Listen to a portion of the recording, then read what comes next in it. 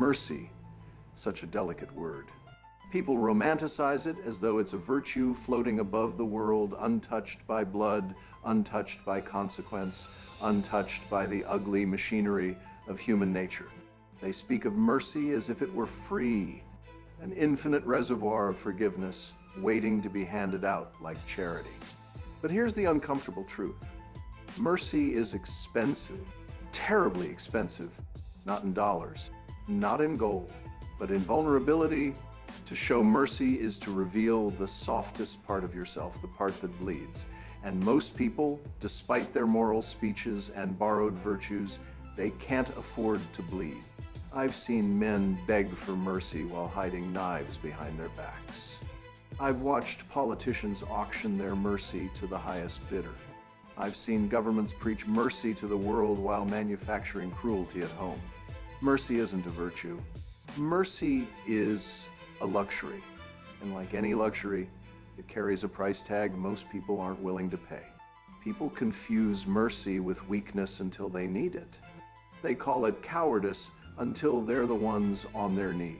They preach forgiveness right before they betray you. What fascinates me is how rarely anyone examines the transaction behind the act. Mercy means letting someone walk away with a debt they may never repay. It means accepting the possibility, no, the likelihood that they will hurt you again, and perhaps that they will enjoy doing so. That's why people cling to their grudges so tightly.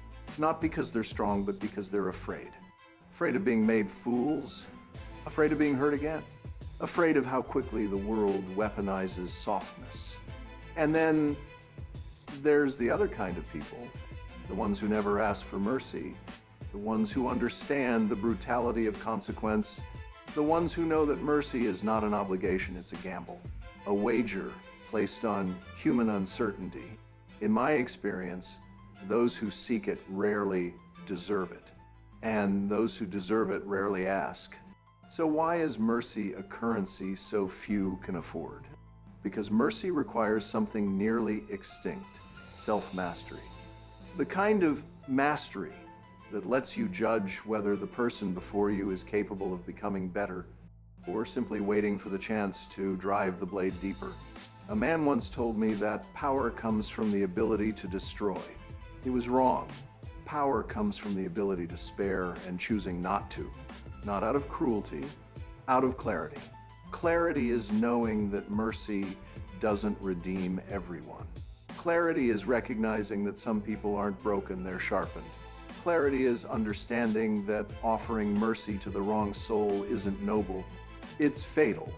Live long enough in the shadows, and you learn this. Mercy must be rationed like water in the desert, sparingly, deliberately, never without considering who drinks from your hand. Show mercy to the right soul, and you might change a life.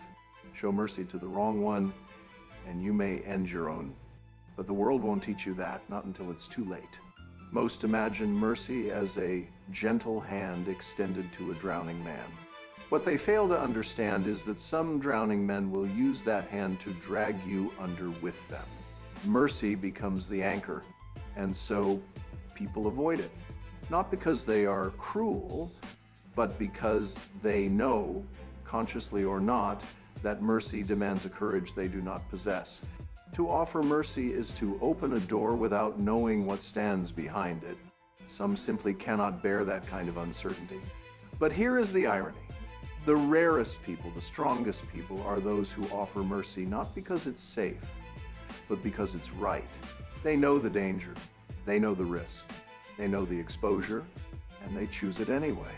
Those are the people I watch.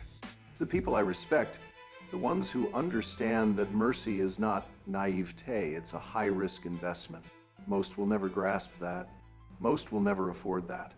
And that is why true mercy remains the most valuable currency in the world. It is scarce, it is dangerous, and it reveals more about a person than any threat, any act of violence, any display of power, because anyone can destroy, but only a few have the discipline to spare.